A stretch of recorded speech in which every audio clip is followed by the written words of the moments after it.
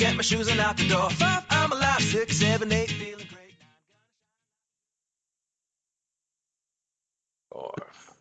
Hello, BYWG tribe. Here's a quick, less than 1 minute review of our supplement, program, and book of the month for August. At the end of the podcast, I will spend a few extra minutes going into finer details, so we encourage you to listen to the end. The supplement of the month for August is our newest premium formulation, Vitamin C Boost. The 10% discount code for the month is lowercase BOOST10. That's Boost 10. It is case sensitive. Our book of the month is The Serpent and the Butterfly, The 7 Laws of Healing by Dr. Ben Reebs. The program of the month is from our friend, the soul-inspired girl, Dr. Laura Foster. The program is called Reclaim Your Voice, and the 15% discount code for our listeners is capital B, capital Y, capital W, capital G. Listen to the end for more specifics. All the links, discount codes, and special offers for the program, supplement, and book will be listed in the show notes and Apple Podcast, posted on social media, in our weekly newsletter, and on our website at www.beyondyourwildestgenes.com at the Listen Now tab. Thanks for listening. Hello and welcome back to Beyond Your Wildest Genes podcast. My name is Dr. Noah DeCoyer and I am your co-host. Today I'm super excited to have my fellow Primal Blueprint Coaching Program graduate, Michael Rutherford, on the podcast today. Great to hear your voice again, my friend. Hey, how's it going? You know, I don't know, maybe 2-3 months ago we had a nice long chat, and I felt like we were already doing a podcast interview, so I figured I should have you on as soon as possible. It did kind of feel like that. But let me do your bio and then we'll get started, okay? Sounds good. Great. So Michael is a lifelong athlete with an extensive history in exercise and nutrition.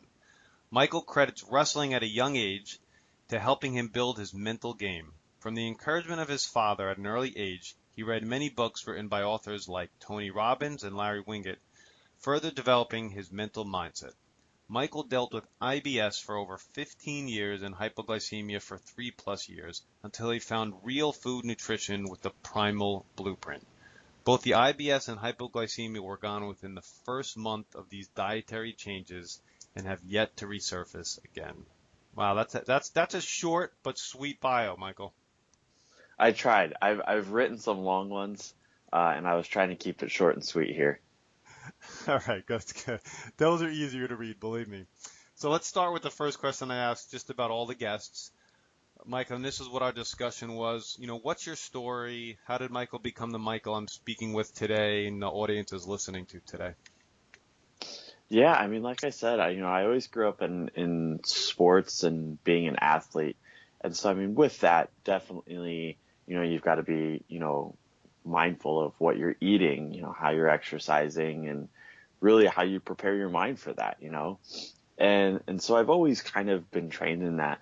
I had a really good coach in wrestling in high school, he was actually a firefighter and competed in the firefighter games, and he was super tough and always was pushing us.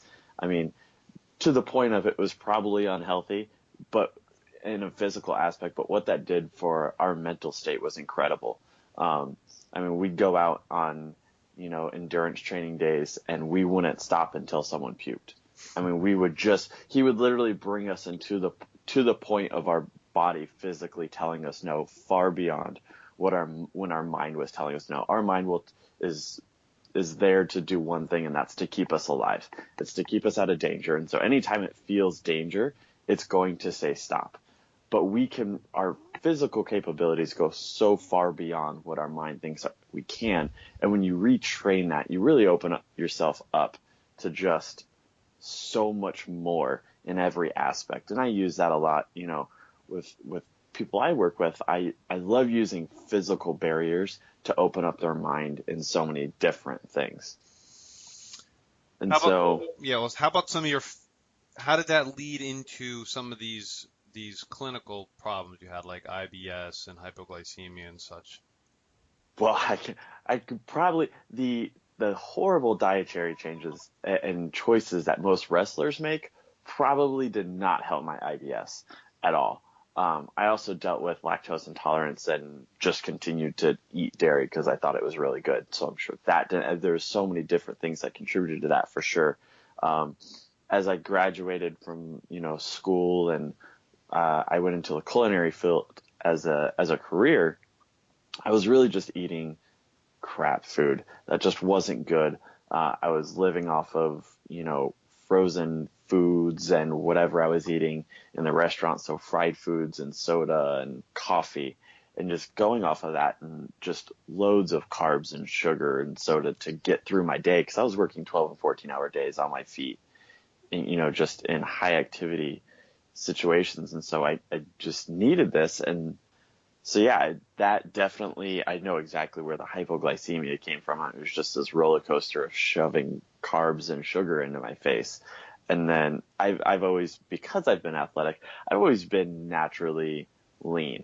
I've never had a problem, maintaining weight. So I was just like, I can eat whatever I want because my weight won't go up. And eventually that started to become not true even. The IBS, honestly, that's something I was dealing with since I was at least an early teenager. So to the point that I just remember, being 10 years old and like tears in the bathroom because it was so bad sometimes. So it was definitely from a young age, and I just didn't make smart decisions that made that better. And really, my dad actually started reading into all this stuff and started sharing some of this nutrition stuff that he was coming across, things like wheat belly and what, grains really do and what's being done to the grains that make it even worse. And I was like, that's kind of interesting, and just kind of started reading into it and was like, I should try this. And I didn't even think like, oh, this is going to help my IBS or my hypoglycemia. I was just like, let's try this because that sounds like it would be a whole lot healthier than what I'm doing. And all of a sudden, after about a month, I realized I hadn't had a case of like really low bad blood sugar in weeks. And this was a regular occurrence, if not daily, at least multiple times a week. So to go several weeks where I couldn't remember the last time it happened was incredible. And I've, had digestive issues so bad that I've called out of work. I had a 20-minute drive and had to stop 4 times on the way to work one time. I've had cases that it was that severe. And all of a sudden I realized, and I hadn't had any problems in the last month. I was like, this is incredible. I can't remember the last time in my life I've gone a month without, any kind of issues like that. So it was really just extremely eye-opening for me. And I just started digging in. And I think in the first year I read over 30 books on the topic. It was just, I couldn't get enough. And that was when I realized I had to do something more than just read books. And that's where I got into the Primal Health Coach program. I'm now going through the Nutritional Therapy Association's program to become a practitioner in nutritional therapy. Excellent. When will you be finished with that program? November. Great. So I'm halfway through right now. Excellent. And it's worthwhile? You're enjoying it? I do. I think it is even if you were to never use that information to help others, simply for yourself, just the amount of real information and practical information you get from it is astounding. Cool. That's good to hear. Now, you talk a lot, and we've talked a lot about the power of your mind, mindset. You mentioned your dad as a big influence. When did this power of your mind and its influence kind of really first become important in your life, and when and how do you integrate that? Yeah, for sure. So definitely, I think this was something that I was very fortunate in that it really did start early.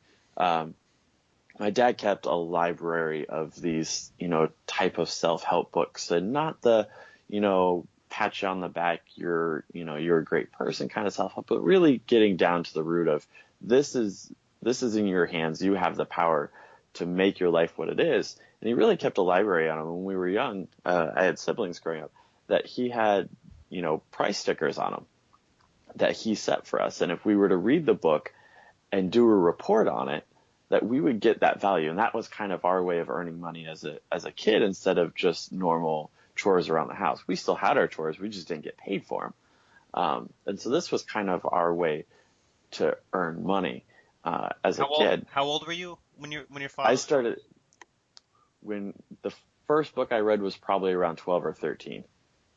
Do you remember what that book is? I would venture to say it was from Tony Robbins, because I and I could almost argue this even started sooner. When I was in fifth grade, sorry, whatever age, it's probably around 10 or 12. It's probably around that age. We actually flew to Hawaii for a week to go to one of Tony Robbins' seminars that he was doing at the time.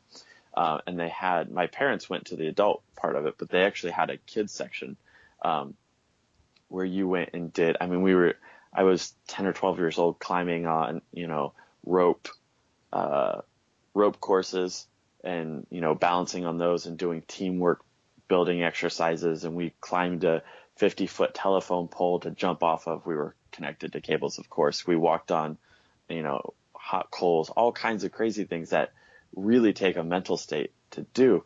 And they were doing that with us. We broke, a board in karate. I had Tony Robbins sign it. I still have it. So just really cool things that they were instilling into the kids of the people who were going to the main conference. And so it's literally always been a part of my life that I just have always had, and it's carried into me. Like I said, I had the wrestling coach that really pushed us and, made us see and feel what we were capable of beyond what our mind could think. And so it's just, I've always utilized that.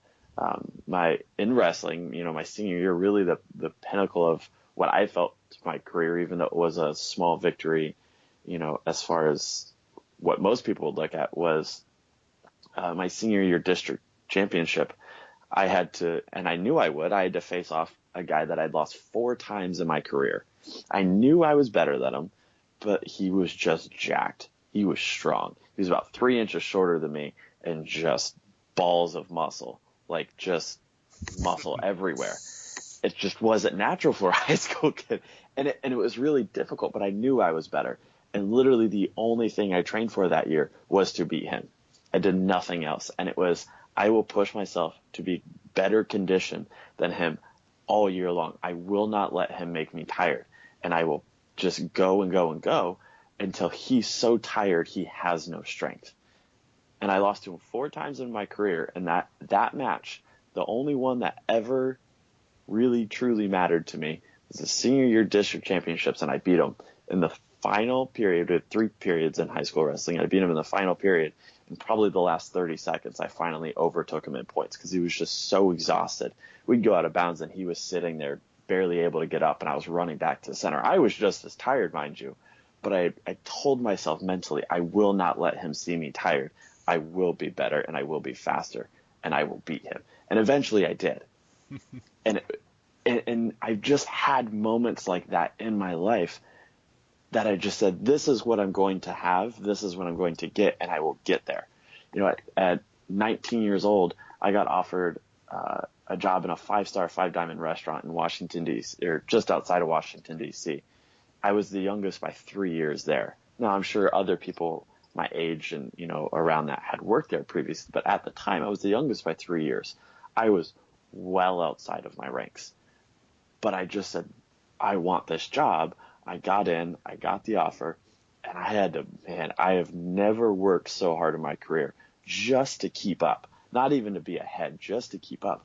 But it pushed me, and it's taught me so much, in that career to be able to just keep going and do these things. And it's really crazy when you just don't let the negative things really get to you, what that can do. I have so many questions on that. Where to begin? So let me start here. If you have this primal nutrition cert and you're working on more nutrition, you work with clients. You also have this background in the restaurant business. What would you tell an aspiring chef about nutrition, about the work hours, about that profession? Honestly, if I were to tell someone who was an aspiring chef about that industry, it would be to get out. If they wanted, and that's what I'm doing. They don't match. This lifestyle and that lifestyle, they're just 2 things that don't match, honestly. There's definitely ways to do it. Mark Sisson with Primal Blueprint is creating Primal Kitchen restaurants, and I'm sure obviously the food's going to be fantastic. The lifestyle never goes away. It's long hours. It's late nights. It's doing all these things that really just don't match with my lifestyle, and it's made it really difficult trying to merge the two. And I think it's a very misleading industry from what most people think. It's definitely nothing like what you see on TV. But I don't regret it at all. I've learned a lot of things, and I think it's been fantastic for me. And, if it is something you want to do and you want to go after it full-hearted. It's an industry you definitely can't, do with just half of you. If you're going to go into it, you got to go all in. And I did for 10 years, and I really got to places that I was proud of. I was 22 and I was running one of the largest, arenas, culinary wise, the food, one of the largest arenas on the East Coast. I hosted the ACC men's basketball as well as the women's basketball tournaments. So anyone who likes college basketball, ACC is like the division, right? And it's huge. And we were talking 23,000 people are coming into the arena every day. We're feeding the teams. We're doing a 3,000 person, meal for the coaches and the VIPs of all the schools, the deans and everything. All they, bring in. I've hosted the National Ice Skating Championship, and this was all in my early 20s. Was it crazy? Yeah, I've worked, a 32-hour shift before. And this is what I mean by it. It is completely against the lifestyle. There are things that you will do. You won't see your family. You won't see your friends. You will work holidays. You will work weekends. All those things that you want to go out and do and celebrate, you're the one who is now, working so that other people can do that. So you really miss out on a lot. If family is important to you, which it is to me, and I now have 2 little kids and I've been working every day to get out of this industry since they were born, that is why. The divorce rate in this industry is huge. I ask you somewhat selfishly because my 12-year-old thinks that this might be something he might be interested in, and I think he loves to eat really good food. I don't necessarily think he wants to really cook really good food, but I'm not sure. Yeah, I mean, honestly, and especially kids, or anyone who asks like, oh, how did you enjoy culinary school? Did you go? Every single time I say, don't do it. Every day of my life, I wish I would have gone to just the local community college who had a great program for 1/10 of the cost. For a reference, I was lucky enough to at least get my associate's degree and not just a certificate from my culinary school. But that associate's degree, a 2-year degree, cost me $43,000. I hear you. I hear you. We're going to the local community college, again getting my associate's degree, and was a really good program. They had just remodeled their kitchen too. I think would have costed me about $6,000. So it's just, it's one of those things, and I got sucked in, and a lot of people do. But that's always my advice. Anytime, if you're gonna do it, at least just go to a community college, because if you end up not wanting to do it, you didn't waste as much money. I would say I had 40 people in my class that graduated with me at the time, and I know of about maybe 20% of those who are still working in the industry 10 years later. Cool. I understand totally. Now, you've mentioned 2 really big mentors in your life. Your father, which has been a big mentor in my life, my father, and Tony Robbins. A few other mentors that have really stuck out, really helped you along the way? Yeah, lately I've been really stuck on Eric Thomas. I don't know if you've heard any of his stuff. Yes, I have. He's fantastic, and I listen to him on at least weekly basis, if not almost daily. And that's really what I try and tell people, especially when they're first starting and trying to retrain their brain. This can't be like an every once in a while thing. Recently, when I really just hammered this in, and I've really taken this in because I wanted to start putting it into my clients and who I work with, is that I knew I had to submerge myself in this. And I'm talking like 1 to 2 hours at least every day. Any opportunity I had to play something from any of these, even if it was just going on, one of my favorite things is just going on YouTube and searching motivational videos on mindset and your mental state and just listening to those. And it's like compilations of all different types of speeches, just whatever it is that I could get a hold of every single day, multiple points throughout the day, whether it was a 20-minute car ride into town to get groceries or, a 30-minute workout or just, sitting in quiet for an hour and listening to it. Whatever I could do, whenever I could do it, I did. And even now, I would say I still spend 30 minutes to an hour at least listening to something every day.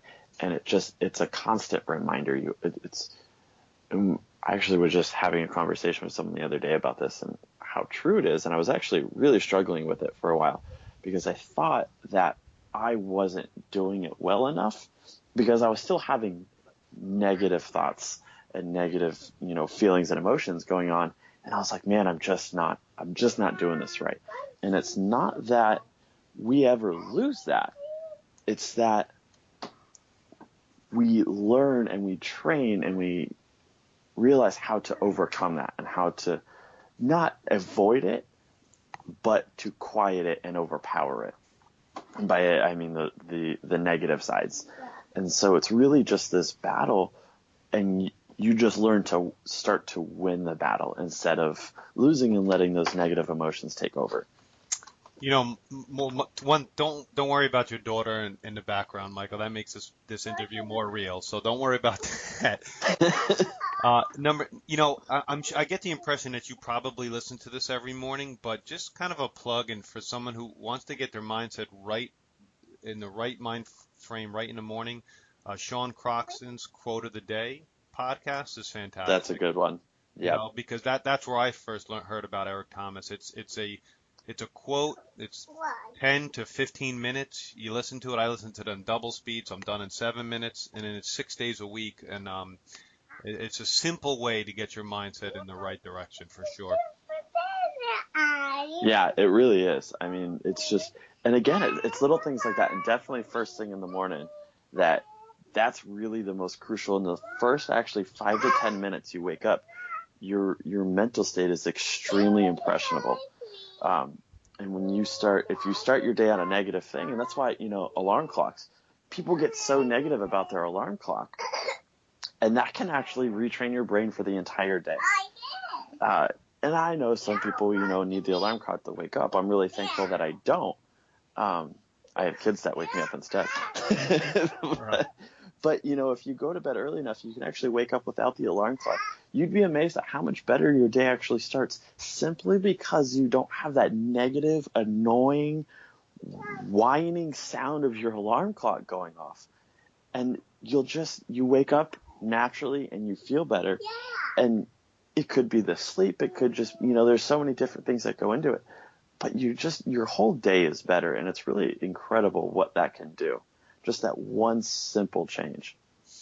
Yeah, one of my partners, Dr. Michael Akinfora,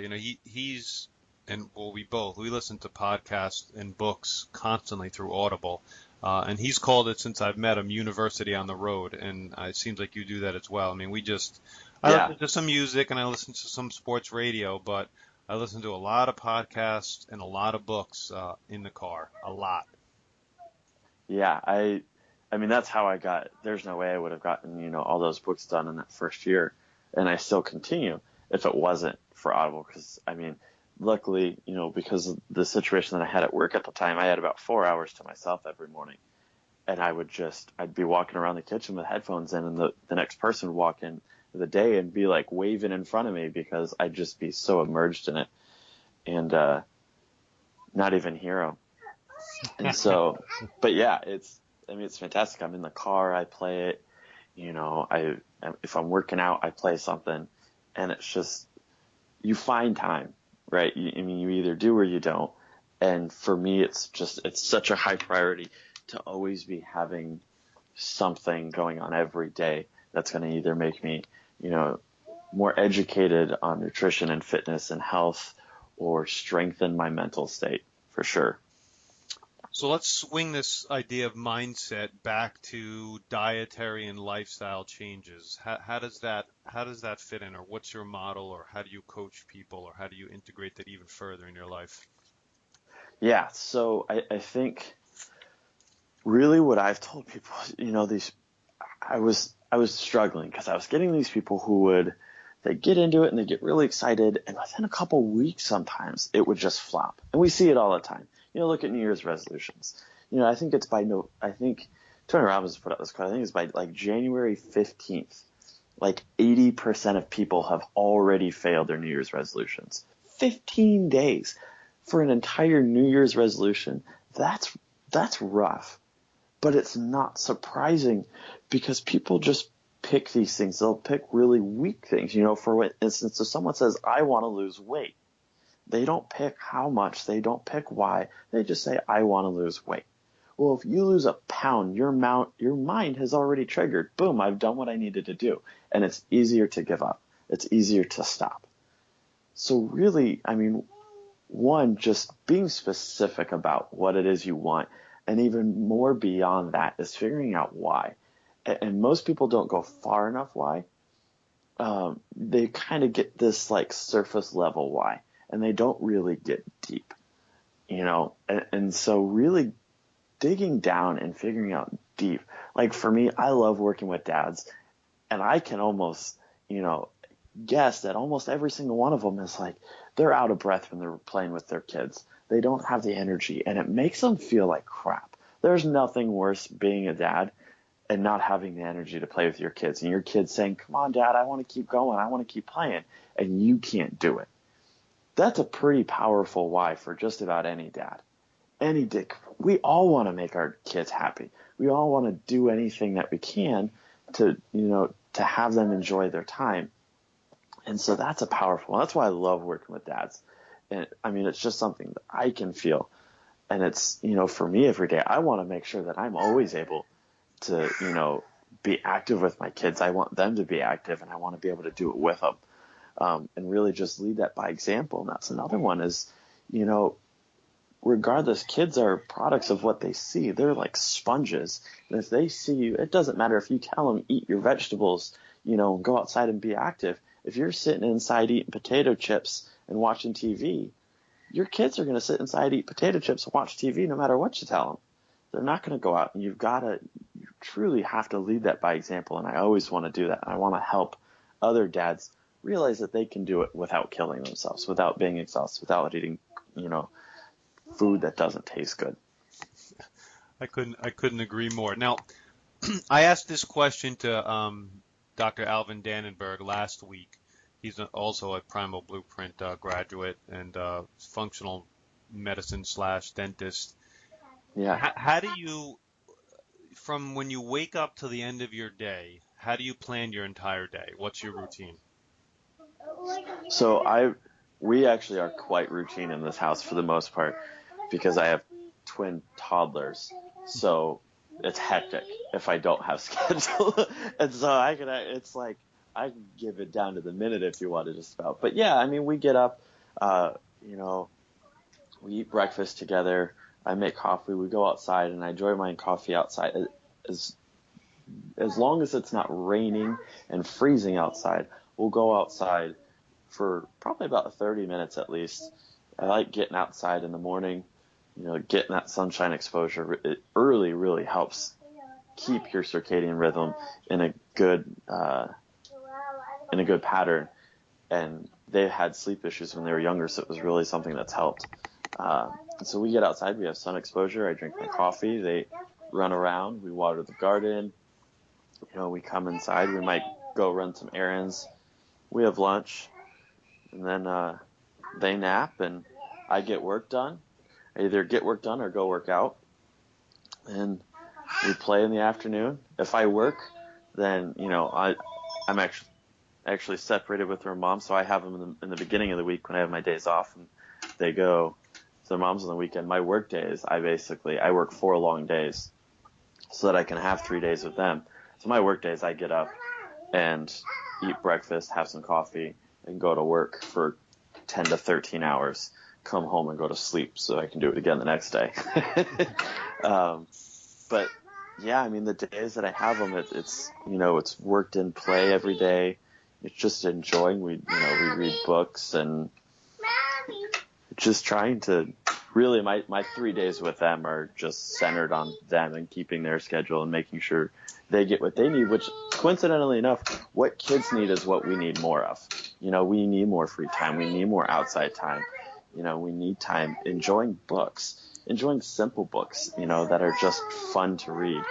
And so it's really helped me, and it keeps me de-stressed, as much as it is raising 2 toddlers. It's, doing those things keeps me de-stressed. I get to go outside and, just play in the park and do all those fun things. I could absolutely see how you have your hands full for sure. But yeah, it's great. And how can our audience find you and reach out to you, Michael? Yeah, so I'm on Instagram is really my biggest social media that I bring clients to. And that is the Superhuman Project, or if you look up Michael Rutherford, it's really the easiest way because I think I have underscores that I had to use in order to get my name. But if you look up Michael Rutherford, you can definitely find, I'll pop right up, the Superhuman Project. My website is the super-human-project.com.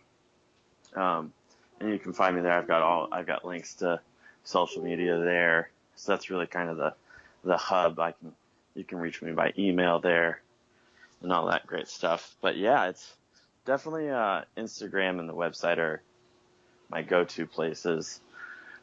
I do run as well as a Facebook group that's really meant for just dads. It's all, I throw in my business every once in a while. And I let everyone, that joins know that up front. But really it's just a place it's specifically for dads. And I honestly don't know. I think it's Superhuman. I think it's Super Dads, and it's real food and fitness just for dads. And it's just a place for, dads to come and just have, a place that can be, just an accountability place or just support and just learn. As I feel like moms, there's mom groups everywhere. And especially for, moms trying to lose the post-baby weight, and there's groups left and right. And I was really just not seeing a place for dads and, who wanted to be healthy. I feel like oftentimes we kind of get forgotten about. I totally agree. I think some of it is just dads are kind of, or just guys in general are often, kind of afraid to speak out that, they want to look better. It's almost become socially acceptable for women to want that, to chase after that vanity, or, even if it is just vanity and they just want to look better, or if they want to feel better. And I feel like, as guys, we've kind of been left behind in that.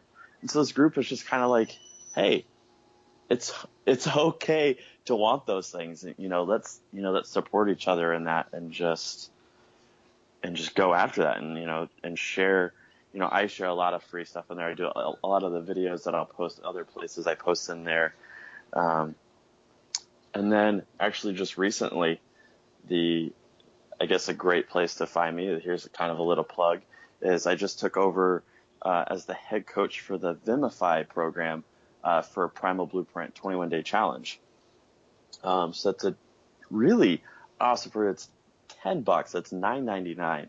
And you get access to the whole 21-day program. There's day-by-day steps and actions and goals. I'm there as daily support. It's a whole community. There's usually, 60 plus people that are doing this challenge with you, and it's just all in community. It's a really great program.